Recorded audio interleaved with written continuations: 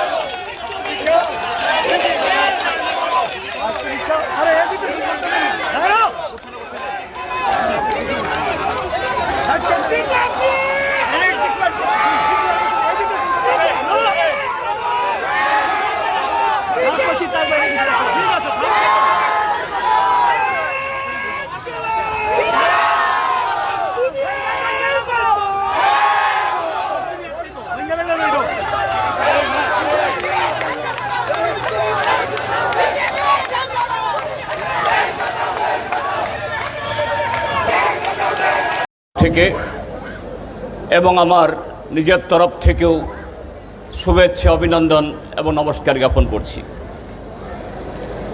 বন্ধুরা, আমাদের ভারতীয় জীবনে এই আগস্ট মাস সংগ্রামের মাস, ক্রান্তির মাস। ইতিহাসের সে পথ বেয়েই আজকে সারা দেশে শ্রমিক, কৃষক, ক্ষেতমজুর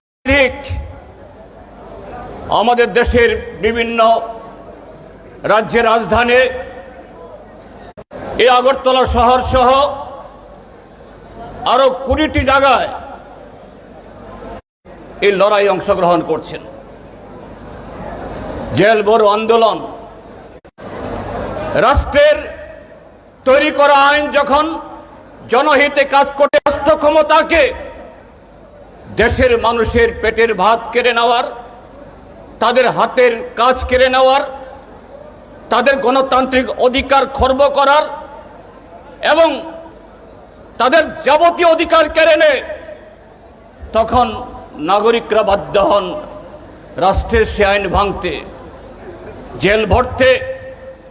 আমরা আজ থেকে 84 বছর আগে 1942 ইংরেজিতেও এই আগস্ট মাসে 9 আগস্ট তারিখে মহাত্মা গান্ধীর নেতৃত্বে সে ভারত ছাড়ো আন্দোলন আমরা দেখেছি। তো আজকে এই 2026 ইংরাজিতে দেশের কোটি কোটি শ্রমজীবী মানুষ যারা খেতে খামারে রক্ত ঘাম জল করে এ দেশের 144 কোটি মানুষের তাদের পেটের ভাত যোগান দেয়, যারা কলে কারখানায় রাস্তাঘাটে কাজ করে এই দেশের নির্মাণে যারা দিনাতিপাত করেন, তাদের সমস্ত শক্তি নিয়োজিত করেন।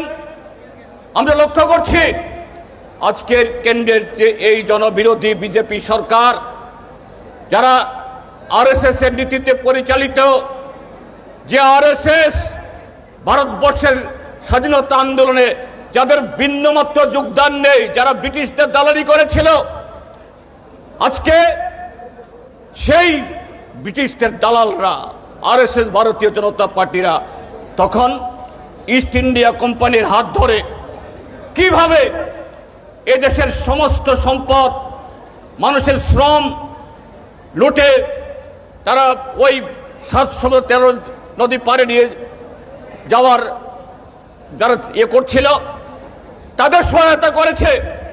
আজকে সেই আরএসএস বিজেপিরা এখন ইস্ট ইন্ডিয়া কোম্পানি না, ওয়েস্ট ইন্ডিয়া কোম্পানি। আমাদের দেশের কিছু একচাটিয়া পুঁজিপতি কিভাবে আমাদের দেশের খনি, আমাদের দেশের জমি জঙ্গল নদী এবং মানুষের সমস্ত অধিকার কেড়ে নিয়ে তাদের মুনাফার পাহাড় তারা গড়ে তুলতে পারে, সেই কাজ তারা করে চলেছে গত 12 বছর ধরে। কাজে আজকের আন্দোলন, আমরা জানি আজকের আন্দোলনের মধ্য দিয়ে এই সরকার তাদের নীতি পরিবর্তন করতে চাইবেন, তারা পিছিয়ে যাবেন।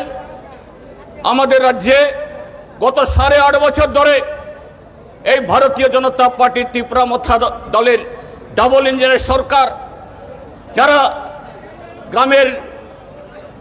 গ্রামীণ মানুষের তাদের কাজ কেড়ে নিয়েছে, জমিয়াদের কাছ থেকে তাদের অধিকার কেড়ে নিয়েছে। আজকে গ্রাম পাহাড়ে মৃত্যুর মিছিল, হাহাকার, সন্তান বিক্রি, এই ত্রিপুরা রাজ্যের বেকার যুবকদের তাদের সমস্ত কাজ পাওয়ার অধিকার ছিনিয়ে নিয়েছে। আর সমস্ত ব্যবস্থাতে, সমস্ত দপ্তরে, সমস্ত জায়গায় একটা লুটের একটা রাজত্ব তৈরি করেছে। তারা আজকেই শুনবেন বা কালকেই এই আজকে যারা হাজার হাজার মানুষ রাজপথে নেমেছে তাদের কথা তারা শুনে ফেলবেন, আমরা এটা মনে করি না।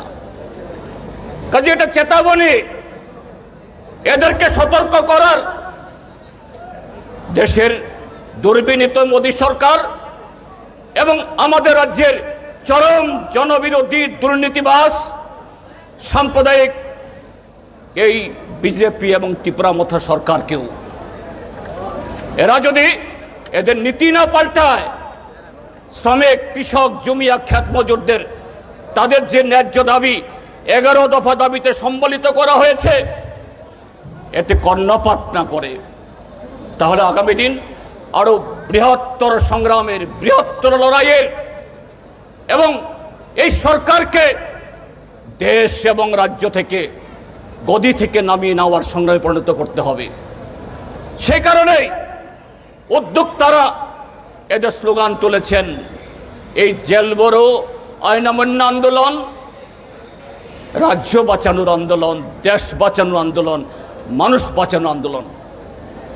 আজকে তপ্ত রোদ আরো নানা ধরনের প্রতিকূলতার মধ্য দিয়েও আপনারা যারা আজকে হাজারে হাজারে এখানে মিলিত হয়েছেন, আগামী দিন আজকের এই যে উদ্দীপনা, আজকে হাজার হাজার মানুষের কণ্ঠস্বরে রাজপথ যে কেঁপেছে, এটাকে আরো দুর্বার গতিতে, কি কৃষকের দাবি, কি খ্যাত মজুরের দাবি, কি শ্রমিকদের দাবি, কি ট্রাইবেলদের দাবি, কি তপশিলীদের দাবি, কি যুবকদের দাবি, নারীদের দাবি, এই সমস্ত দাবিগুলো আদায়ে গণতান্ত্রিকভাবে আগামী দিন আরও জোরদারভাবে সামিল হবেন। এই যে চেতাবনী আপনারা দিয়েছেন এটাকে এগিয়ে নিয়ে যাবেন এই আশা ব্যক্ত করে আবারও আপনাদের সকলকে নমস্কার, অভিনন্দন এবং শুভেচ্ছা জ্ঞাপন করে আমার বক্তব্য শেষ করছি। ইনকলাব জিন্দাবাদ।